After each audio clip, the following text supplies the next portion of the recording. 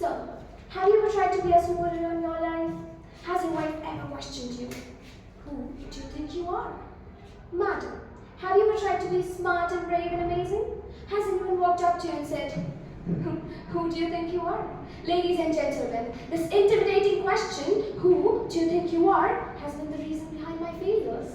Yet recently, the reason behind my success. Let me tell you why.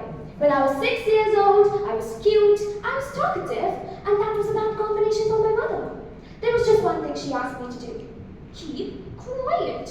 Now, forgetting this golden rule at a gala dinner, she went and sat at the right end of the table. After the salads were served, I looked at my daddy's plate. I looked at mom. I again looked at my daddy's plate. I again looked at mom and said, Mommy. She said, yes.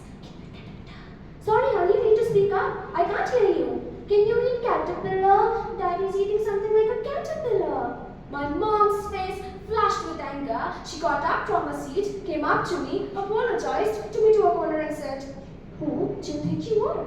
To which I replied, no, Mommy, it is how I wonder what you are. The punishment wasn't much, but the message was deep. To speak the truth, you need to have an age, and 6 wasn't it. Years later, I was a reserved chorister in a choir of 100 voices, performing to an audience of 2,000. A reserved chorister. Now, the highlight of this being that it was directed by a British choir director who never believed I could sing. I went for every rehearsal, stitched my own cloak, and sat at the back of the room thinking at least one of these voices would faint and fall off for God's sake. But none of them did. 5 minutes into the curtain raiser, the open soloist collapses and this British choir director panics and says, would you take up? Could you sing? Could the one at the back sing? I have trained 100 voices and none of you could. Ridiculous. Now, I knew this was my chance, so I walked up to her and said, Madam, may I? To which she replied, what? Some reserved chorister to open the show for which I put my heart and soul and blood? Don't you dare. I told her, Madam, you have 5 minutes and one choice. Just like in the movies, she walked in with disappointment and anger.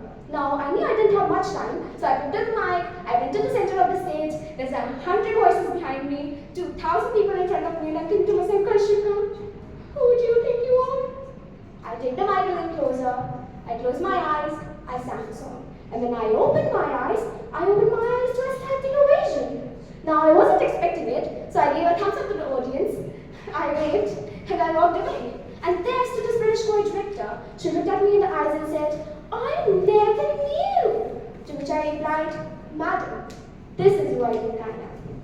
Ladies and gentlemen, what do you do when your own people, your community, people who are supposed to see something in you, don't see it? What do?